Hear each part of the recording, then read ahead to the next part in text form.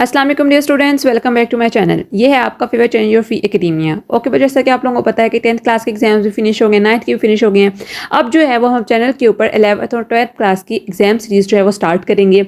सबसे पहले हम 12th क्लास के एग्जाम्स देखेंगे, उसके बाद हम 11th क्लास के एग्जाम की तरफ जाएंगे। 11th क्लास के एग्जाम में भी काफ़ी ज़्यादा टाइम है, आप लोगों के पास अभी काफ़ी ज़्यादा टाइम जो है वो प्रिपरेशन के लिए अवेलेबल है। लेकिन जो 12th क्लास के एग्जाम्स हैं वो विद इन 2 वीक्स जो है वो होने वाले हैं। तो उससे पहले जो है मैं कोशिश कर रही हूँ कि आपको हर एक सब्जेक्ट की इंपॉर्टेंट चीज़ें जो हैं वो मैं आपसे डिस्कस करती जाऊँ, ताकि आप लोगों को आसानी हो जाए कि हम लोगों ने पेपर किस तरह तैयार करना है, कौन कौन चीज़ें जो है वो हमने हरगिज़ स्किप नहीं करनी, उनको हमने लाजमी पेपर के अंदर करके जाना है। आज की जो स्पेसिफिकली वीडियो है वो है 12th क्लास इंग्लिश एसेस के बारे में।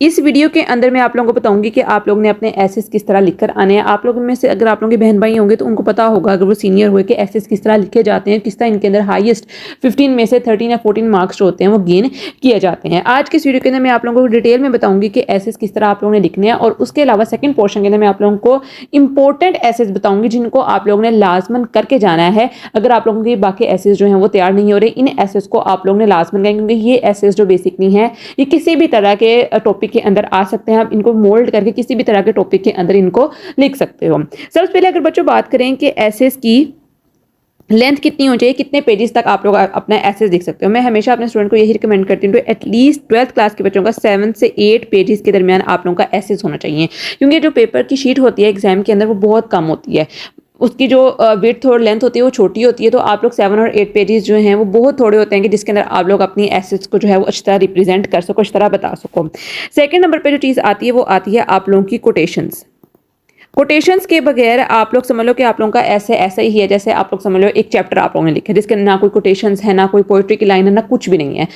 तो चेकर जो होगा वो आप लोगों के ऐसे को इतना इंपॉर्टेंस नहीं देगा, वो कहेगा कि हाँ इसने बस रट्टा लगा के लिखा हुआ, इसके अंदर कोई इसने चीज़ें ऐड नहीं की, कोई एडिशन चीज़ें जो है वो इसने इंक्लूड नहीं की हैं। सेकेंड नंबर चीज़ जो आती है वो आती है कि आप लोगों के रिलेटेड पैराग्राफ्स। अब इसका मतलब क्या होता है, आप लोग जो भी कोटेशन लिख रहे हो उससे रिलेटेड आप लोगों का पैराग्राफ होना चाहिए। अगर फॉर एग्जांपल आप लोगों ने लिखा है कोई एजुकेशन के बारे में, आप लोगों ने लिखा है कोई कोट लिख दिया, अब उससे नेक्स्ट पैराग्राफ जो है या उससे पहला पैराग्राफ जो होगा वो आप लोगों की इस एजुकेशन वाली लाइन से, या इस एजुकेशन वाली जो आप लोगों ने कोई अगर पोइट्रिक लाइन लिखी है, पोइट्री की लाइन लिखी है, कोई कोटेशन लिखी है किसी हिस्टोरिकल पर्सन की या किसी चीज़ की भी आप लोगों ने कोटेशन लिखी है, तो वो उससे रिलेट करनी चाहिए। ठीक है, आप लोगों ने अगर लेटर्स वगैरह किए होंगे उर्दू के अंदर 9th 10th के अंदर किए होंगे तो आप लोगों को अंदाजा होगा कि किस तरह हम लोग कहते थे कि आप लोगों ने अकवाले ज़रिए लिख के आनी, चीज़ें लिख के आनी, सेम इस तरह, बस आप लोगों को थोड़ा सा इसको इनहैंस लेवल के ऊपर लेके जाना है। और थर्ड नंबर पे जो चीज़ आप लोगों की आती है वो आती है आप लोगों के सिनोनिम्स। अब ये क्या चीज़ें, इनका एसेस के अंदर क्या रोल होता है। बच्चों देखो, आप लोगों में से मेजॉरिटी ऑफ 80 to 90% बच्चों ने एक ही जगह से एसेस जो होंगे वो किए होंगे, और एक ही पैटर्न के अंदर उनका एसेस जो होगा वो जा रहा होगा। जब पेपर चेकर जो होता है वो 8 से 10 पेजेस जो होते हैं वो इसी तरह के चेक कर लेता है, एसेस पेपर चेक कर लेता है कि उसके अंदर एक ही तरह का फ्लो होता है, एक ही तरह की एसेस की लाइन लिखी होती है, तो बहुत ज़्यादा इस चीज़ को कॉमन ले लेता है। वो कहता है कि हाँ भी सब ने एक जगह से तैयार किया हुआ है, तो वो इस चीज़ को इतना नोटिस नहीं करता है कि बच्चों ने पढ़ा हुआ है या बच्चों ने अच्छी तरह याद करके लिखा हुआ है।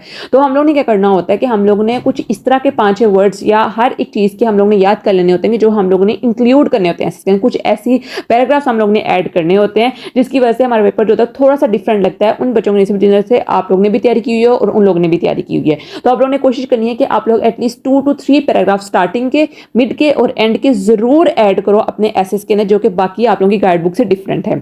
स्टार्ट वाले भी ऐड कर सकते हो, एंड वाले भी। आप लोगों को पता है कि ChatGPT का जमाना है, गूगल के ऊपर each and everything is available, आप लोग हर जगह से आप लोग इसके अंदर चीज़ें जो है वो ऐड कर सकते हो। तो मेक श्योर कि आप लोगों का ऐसे जो है वो उन 100-150 स्टूडेंट से हट कर हो, उनसे डिफरेंट हो। आप लोग अपने कंपटीशन को जरा ह्यूज स्केल के ऊपर ऑब्जर्व करोगे, जब देखोगे तो आप लोगों को समझ आएगी कि किस तरह एसेस जो होते हैं वो लिखे जाते हैं, किस तरह एसेस की या पेपर की चेकिंग होती है। तो आप लोगों ने इस चीज़ को ध्यान में रखकर आप लोगों ने अपनी तैयारी करनी है एसेस की। नेक्स्ट नंबर पर जो चीज़ आती है वो आती है एसेस के पार्ट्स कितने होते हैं। कि एसेस के अंदर हम लोगों ने कौन कौन चीज़ें जो होती हैं वो नोट करनी होती हैं। सबसे पहले तो आप लोगों का ऐसे का इंट्रोडक्शन आता है।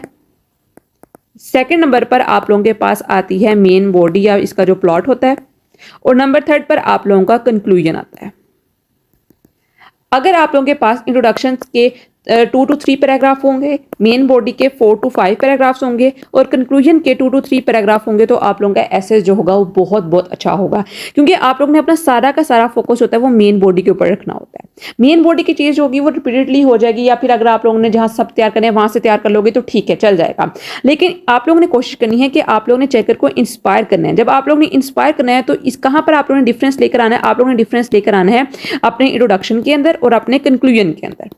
मतलब कि स्टार्ट के अंदर जो चेकर है वो आप लोगों का पेपर देके बहुत ज़्यादा इंस्पायर्ड हो जाए, उसको लगे कि बच्चे ने मेहनत की हुई है, उसको आप लोगों ने हुक करना है कि हाँ भाई हम देख लो कि हमने मेहनत की है, हम लोग ने एक्स्ट्रा चीज़ें जो है वो ऐड की हैं। आप लोग अपने एसेस का जो स्टार्ट है वो किसी कोटेशन से भी कर सकते हो, कोटेशन से भी ऐसे का स्टार्ट हो सकता है, कोई इस तरह की लाइन से भी कर सकते हो जिससे जो चेकर होगा उसको थोड़ा सा इंट्रीगिंग होगा कि हाँ भाई मैं पढ़ता हूँ ऐसे के अंदर क्या लिखा हुआ, क्या स्पेशलिटी है। अंदर बेशक चीज़ें आप लोग वो रिपीट कर लो जो चीज़ें आप लोगों की गाइड बुक के ऊपर है, बट आप लोग कोशिश करो कि आप लोग राइटर को चेकर को इस तरह अपने पेपर की तरफ तवज्जो करो कि उसको लगे कि हाँ बच्चे ने मेहनत की हुई है, बच्चे ने एक्स्ट्रा चीज़ें जो है पेपर के अंदर इंक्लूड की हुई हैं। और मोस्ट इंपॉर्टेंटली अगर आप लोगों के पास कोई अच्छे वर्ड्स नहीं हैं या आप लोगों के पास अच्छी लैंग्वेज या इंग्लिश के अच्छे वर्ड्स, आप लोग हैवी वर्ड्स हैं वो नहीं यूज़ कर पाते हो, आप लोग बहुत सिंपल इंग्लिश लिखते हो, तो इट्स ओके, ये भी अच्छी चीज़ है। क्योंकि ये चीज़ बेहतर है कि आप लोगों के पास अगर आप लोगों की स्पेलिंग मिस्टेक्स होंगी, चीज़ जो होती है वो अगर आप लोगों की आंसर शीट के ऊपर ज़्यादातर जो होगी वो रेड मार्क्स से निशान लगे होंगे तो वो एक चीज़ ज़्यादा बुरी लगेगी, ज़्यादा अच्छी तरह उसका इमेज आप लोगों का नहीं जाएगा। तो इससे बेहतर है कि अगर आप लोगों को कोई मुश्किल वर्ड्स नहीं आ रहे हैं, आप लोगों की स्पेलिंग मिस्टेक्स हो रही हैं या वर्ब की कोई मिस्टेक्स हो रही है, सेंटेंसेस अच्छे नहीं बने हुए हैं, तो इसके अंदर आप लोगों के मार्क्स जो हैं वो डिडक्ट होने की ज़्यादा चांस हैं। तो आप लोगों ने कोशिश करनी है कि अगर आप लोगों से लंबे लंबे फिक्रे नहीं बन रहे हैं, एक अच्छी किस्म की हाई वोकैबुलरी यूज़ नहीं की जा रही है, तो आप लोग कोशिश करो उसको बहुत सिंपल लेकर चलो, एटलीस्ट आप लोगों के मार्क्स जो हैं वो वहाँ से कट नहीं होंगे। तो आप लोग ने ये चीज़ें जो हैं वो अपने ज़हन में रखनी है जब भी आप लोग अपना ऐसे जो हो तैयार करो। उर्दू के लिए भी सब चीज़ें सेम है, बट थोड़े से उसके अंदर पैरामीटर्स जो होते हैं वो थोड़े से डिफरेंट होते हैं, उसको हम भी नेक्स्ट वीडियो के अंदर डिस्कस करेंगे। तो ये आप लोगों ने इंपॉर्टेंट बातें जो आप लोगों ने अपने ज़हन के अंदर रखनी ताकि आप लोगों के ऐसे को लेंथ मिले, ठीक है। और कोशिश करनी है कि रिपीटेडली एक ही पैराग्राफ की चीज़ें जो है वो बार बार नहीं रिपीट करनी, हर एक ऐसे को जो है वो उसको डिफरेंट पार्ट्स के अंदर डिवाइड कर लेना है। मैं आपको एक ऐसे के एग्जांपल से भी समझा देती हूँ जो हम नेक्स्ट डिस्कस करेंगे, लेकिन आप लोगों ने चीज़ें जो है वो नोटिस करनी है और अपने पेपर के अंदर इंप्लीमेंट करनी है। अब चलते हैं आप लोगों के इंपॉर्टेंट एसेस की तरफ। सबसे पहले जो आप लोगों का ऐसे आता है वो आता है वाई आई लव पाकिस्तान। अब वाई आई लव पाकिस्तान के अंदर बच्चों जो चीज़ आ रही है वो कौन सी चीज़ आ रही है, इसके अंदर पैट्रियटिज्म भी आ रही है, आवर कंट्री भी आ रहा है, हर तरह का ऐसे जो है वो इस वाई आई लव पाकिस्तान के अंदर आ रहा है। तो आप लोगों ने खुद ही नोटिस कर लेना है कि हमने किस तरह इस ऐसे को मोल्ड करना है, किस तरह इस ऐसे को लेकर चलना है। नंबर 2 पर जो आता है वो आता है माई एम इन लाइफ। अब माई एम इन लाइफ के अंदर वो किसी भी तरह का आप लोगों को मोल्ड कर सकते हैं, what you want to become, किसी तरह की लाइन दे सकते हैं। आपको पता है कि जो नेक्स्ट एग्जाम्स आ रहे हैं उसके अंदर वो कोशिश करें कि आप लोगों को एडवांस किस्म के वर्ड्स यूज़ करके आप लोगों को एसेस दिए जाएं। तो आप लोगों ने कोशिश करनी है कि आप लोगों ने नोटिस करना है अपने एसेस के अंदर जो आप लोगों को पेपर के अंदर दिए जाएंगे कि उन्होंने किस चीज़ के ऊपर फोकस किया हुआ है, ठीक है। अब देखो जैसे वाई आई लव पाकिस्तान, अब इसके अंदर क्या चीज़ आनी है, इसके अंदर पैट्रियटिज्म का आ रहा है, आपके कंट्री का आ रहा है, हर एक चीज़ जो होती है वो इस तरह के एसेस के अंदर आ रही है, ब्रॉड टॉपिक है। तो आप लोग इस तरह के टॉपिक को चूज करोगे तो आप लोग इसके अंदर बहुत सारी चीज़ें जो है वो ऐड कर सकते हो। अब नंबर 3 की बात करते हैं। नंबर 3 पर आप लोगों के पास कौन सा ऐसे आता है, वो आता है a visit to hill station.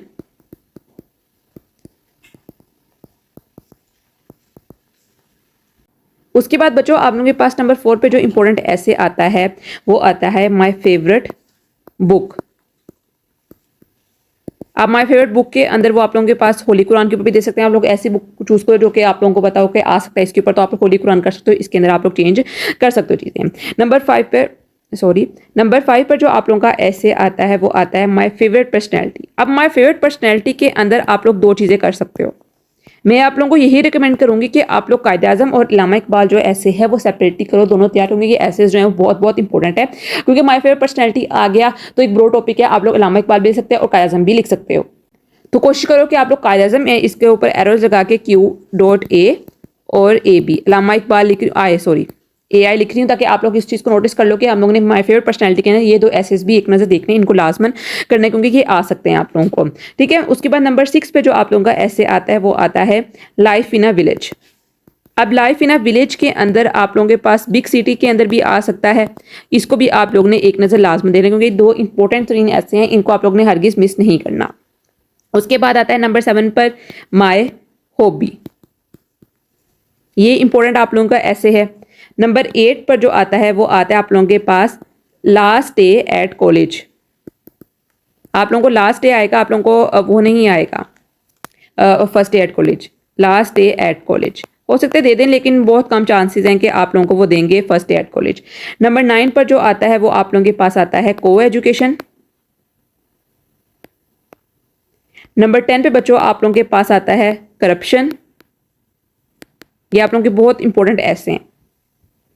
Number 11 पर आप लोगों के पास आता है कर्टसी। हो सकता है आप लोगों को कर्टसी ना करवाया हो, लेकिन बहुत इंपॉर्टेंट ऐसे, इसको भी आप लोगों ने एक नज़र लाजमन देख के जाना है।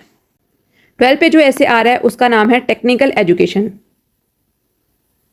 टेक्निकल एजुकेशन, ये भी आप लोगों ने लाजमन करके जाना है। अच्छा, तो मैं यहाँ पर आप लोगों को जो एक चीज़ समझा रही थी वो चीज़ ये थी कि किस तरह आप लोगों को अगर पेपर के अंदर आ जाएगा कि आप लोगों ने करना है अपना ऐसे रिप्रेजेंट, और आप लोगों ने किस तरह उसको डिफरेंट पार्ट्स के अंदर डिवाइड करना है। तो जस्ट फॉर एग्जाम्पल आप लोगों के पास माई फेवरेट पर्सनैलिटी आ जाता है। अब माई फेवरेट पर्सनैलिटी के अंदर कायद आज़म या इलामा इकबाल है। अब आप लोगों को पता है कायद आज़म या फिर इलामा इकबाल अगर आप लोगों को ऐसे आ गया है, कायद आज़म लिख रही हूँ, तो उसके अंदर आप लोगों ने बताना है सबसे पहले उनकी ब्रीफ हिस्ट्री देनी, किस चीज़ के बारे में कि वो कहाँ पैदा हुए, उनकी चाइल्डहुड के बारे में बताना है। चाइल्डहुड से आप लोगों ने फिर उनके मिडिल एज के अंदर आ जाना है, जिसके अंदर उन्होंने आप लोगों को बताना है कहाँ से उन्होंने अपनी एजुकेशन हासिल की, उस ये सारी चीज़ें इंट्रोडक्शन के अंदर आ रही हैं। उस पर आप लोगों ने उनकी हायर स्टडीज़ के बारे में बताना है। अब जो मेन बॉडी के अंदर चीज़ें आएंगी, मेन बॉडी के अंदर आप लोगों को पता है कायद आज़म का ऐसे जो है वो किस तरह रिप्रेजेंट करना है। अगर तो उन्होंने कहते हैं हमारे फेवरेट पर्सनैलिटी के बारे में, तो आप लोगों ने उनके कैरेक्टर्स के बारे में लिखना है, उन चीज़ों के बारे में लिखना है कि उन्होंने पाकिस्तान के लिए क्या क्या किया, ये चीज़ें आएंगी। अगर तो उन्होंने सिर्फ कह दिया कायद आज़म के ऊपर नोट लिखें, तो आप लोगों ने इसको फिर मोल्ड कर लेना है। फिर आप लोगों ने बताना है कि उसको डिटेल में, जो आप लोगों का इंट्रोडक्शन होगा उसको आप लोगों ने डिटेल में लेके चलना है कि उन्होंने एजुकेशन कहाँ से हासिल की, टीचर्स के बारे में बताना है उनके। जैसे आप लोगों को पता है कि हम लोगों ने उर्दू में जो इलामा इकबाल ऐसे किया था, उसके वहाँ पे उनके टीचर्स के बारे में काफ़ी कुछ बताया गया था। सेम इस तरह फिर आप लोगों ने उसको उस चीज़ की तरफ भेजना है। अब आप लोगों को पता है कायद आज़म को हम मेनली किस तरह जान जाते हैं, हम उनको जानते हैं as a founder of Pakistan. तो आप लोगों ने कोशिश करना है कि आप लोग उनकी सारी जितनी भी मेहनतें हैं, उन्होंने जो जो काम किए हैं, उनकी जितनी मीटिंग्स रही हैं, उनका गांधी के साथ किस तरह का रिलेशनशिप था, क्या उन्होंने किया पाकिस्तान के अंदर, पाकिस्तान को बनाने के लिए उन्होंने कितनी मेहनतें की, कितनी जद्दोजहद की, ये सब चीज़ें जो है वो आप लोगों ने कायद आज़म की ऐसे करनी है। और कंक्लूजन किस तरह का होगा, कंक्लूजन आप लोगों ने बताना है कि पाकिस्तान बन गया, ये उनकी एफर्ट्स थी जिसकी वजह से पाकिस्तान बना है। और एट दी एंड आप लोगों ने उनकी डेथ के बारे में बता देना कि कैसे उनकी डेथ हुई, कैसे उनकी कहाँ पर गए थे रहने के लिए, कौन उनके पास था उस वक्त, और कैसे उनकी डेथ हुई, किस स्टेट को डेथ हुई। ये आप लोगों का बेसिकली हो गया इस तरह का। सेकंड नंबर पर अगर हम बात करें किसी और ऐसे की, जस्ट फॉर एग्जाम्पल पोल्यूशन जो ऐसे है वो भी बहुत इंपॉर्टेंट है, क्योंकि आप लोगों को पता है कि दुनिया सारी जो है वो इस चीज़ के ऊपर जा रही है। नंबर 13 पे आप लोग पोल्यूशन भी लिख लो, इंपॉर्टेंट ऐसे। पोल्यूशन के अंदर उन्होंने आप लोगों को एसेस दे दिए हैं। तो आप लोगों ने बताना है पोल्यूशन के डिफरेंट टाइप्स हैं। आप लोगों को तो पता है, आप लोगों को सारे बायो के स्टूडेंट्स हैं। अगर आप लोग नहीं भी हो तो आप लोगों को पता है कि आलूदगी किस तरह की होती है। तो आप लोगों ने स्टार्ट बताना है कि आलूदगी की क्या चीज़ होती है, कितनी इसकी टाइप्स होती हैं। फिर आप लोगों ने हर एक टाइप को जो मेन है, जैसे एयर हो गया, नॉइज होगी, या वाटर पोल्यूशन होगी, ये मेन, ये लैंड पोल्यूशन होती है, ये मेन टाइप्स हैं पोल्यूशन की। बाकी जो है बहुत एडवांस्ड हैं, वो अब डिस्कवर हो रही हैं आहिस्ता आहिस्ता, बट ये मेन टाइप है। तो आप लोगों ने मेन बॉडी के अंदर क्या करना है, पोल्यूशन की डिफरेंट टाइप्स को एक्सप्लेन कर देना है। और इसके बाद आप लोगों ने एक बहुत इंपॉर्टेंट फैक्टर जो आप लोगों ने ऐड करना है कि आप लोगों ने बताना है कि इसके डिसएडवांटेजेस क्या क्या हैं पोल्यूशन के। और बहुत अच्छा पॉइंट जो आप लोग ऐड करोगे वो आप लोगों ने अपना पर्सनल पर्सपेक्टिव देना है कि हम लोग किस तरह पोल्यूशन को कंट्रोल कर सकते हैं, कि हमारी क्या क्या एक्टिविटीज होनी चाहिए कि हम पोल्यूशन को कंट्रोल करें। किसी भी तरह का कोई ऐसे आ गया, जैसे फॉर एग्जांपल टेक्निकल एजुकेशन आ गया है, या को एजुकेशन आ गया है, उसके अलावा कोई भी मॉडर्न टॉपिक आ गया जिसके ऊपर आप लोग अपना पर्सनल पर्सपेक्टिव दे सकते हो, तो आप लोगों ने ये चीज़ लाजमन ऐड करनी है कि आप लोगों का अपना पर्सनल पर्सपेक्टिव क्या है। पॉलिटिकल नहीं होना पेपर के अंदर, आप लोगों ने न्यूट्रल होकर आप लोगों ने चीज़ें बतानी है कि एडवाइस करनी है कि हम लोग ये चीज़ें कर सकते हैं। जस्ट फॉर एग्जाम्पल अगर आप लोगों को आ गया life in a big cities या फिर लाइफ इन अ विलेज, तो आप लोग बता सकते हो दोनों के अंदर क्या क्या इसके डिसएडवांटेज होते हैं, आप लोग इसको किस तरह इंप्रूव कर सकते हो, पाकिस्तान के अंदर इसका क्या स्टेटस है, ईच एंड एवरीथिंग। तो आप लोग कोशिश करो कि इसको आप लोग ये वाला टच लाजमन दो कि किस तरह आप लोग इनको चीज़ों को इंप्रूव कर सकते हो, या फिर किन किन चीज़ों की इनको ज़रूरत है। तो आज के बच्चों इतना ही। आई होप सो कि वीडियो आप लोगों को अच्छी लगी है। वीडियो अच्छी लगी तो सब्सक्राइब करें, वीडियो को लाइक करें और अच्छे कमेंट भी लाजमन करें। तो आज के लिए इतना ही, कल मिलते हैं एक नई अच्छे एक्साइटिंग के लिए। फी अमान अल्लाह।